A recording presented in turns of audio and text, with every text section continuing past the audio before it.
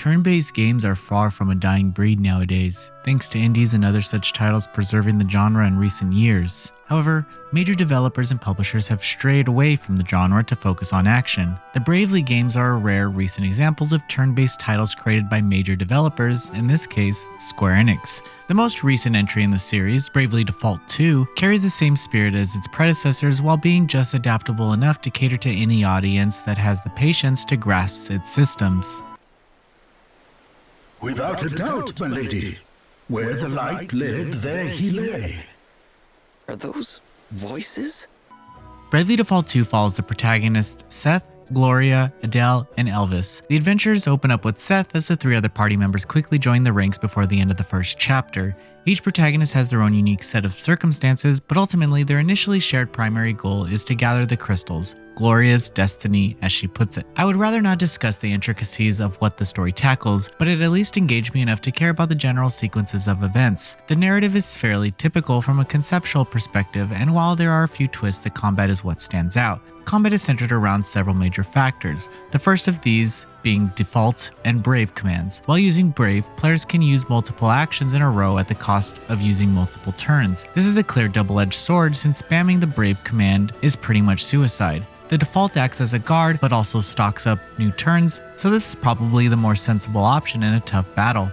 Mastering Brave and Default is only the beginning of the combat system, and the job system is where players will be spending most of their time experimenting. The four protagonists can all equip a main job and a sub-job class. These are unlocked by taming various asterisks, which are received after story events and are the other cornerstone of the combat alongside Brave and Default. From classic jobs like Black Mage and White Mage to more unorthodox ones like Beastmaster, it is supremely addicting to pursue over each job's potential. Imagination is the real limit here. Jobs can be individually leveled up to unlock new abilities, as well as alter the cast's appearance, but players can choose to stick with the character's freelancer outfits. The one truth that players will have to accept diving into this game, especially newcomers, is that failure is solely a means to an end. Going into this title expecting to steamroll everything in your way is not how the series operates. Above all else, experimentation and patience are what's needed to understand the mechanics and how you will approach battles. The slew of options can provide an overwhelming sense of freedom that can make new players feel directionless. This may sound like a complaint, but it is in fact the complete opposite.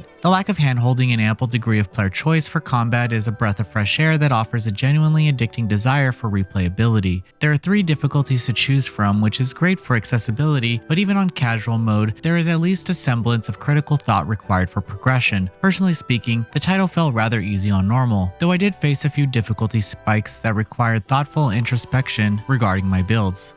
Exploration is nothing groundbreaking, but it is enjoyable and never came off as burdensome, at least on a base level, thanks to numerous treasure chests being strewn around the map. Fast travel from towns is one of the conveniences offered, so there's very little frustration dealt with backtracking to prior areas. Party chats are welcomed when exploring towns, dungeons, and the world map. These are akin to skits from the Tales franchise, as they consist of the cast conversing with each other from the main story's events to side quests and other mundane subject matters. These were always a real joy to read since they help make the characters feel like their own people and not chess pieces strictly tied to the main story's whim. I played using the English dub and I found it rather charming in a similar manner to the prior 2 mainline entries. It is certainly cheesy and incredibly over the top, but it fits the molds these characters wear and breathes some needed life into them, which I can appreciate. There are several side quest players can accept, but this is one of the game's weaker aspects. These were always simple busy work and just felt like chores to complete rather than genuinely engaging activities. At best, side quests are acceptable divergences players can turn to when wanting to grind their job levels and take a break from the main story. Performance-wise, I encountered a few technical hiccups while playing. Loading times can sometimes be uncomfortably long, and there are instances of dropping frames when exiting and entering menus. These issues were always slight and never actually hurt my experience, but they were noticeable and might disturb the game's flow for some players. The art style has been the subject of much contention, but I found it quite charming personally. It is not everyone's preference, and I get that, but I think dismissing the title as a whole based on its art style is a bit of an overreaction. In regards to the soundtrack, the tracks in this game are varied and immersive. The town's themes are realistically fitting with the atmosphere the locals represent, and the battle themes are intense and adrenaline pumping.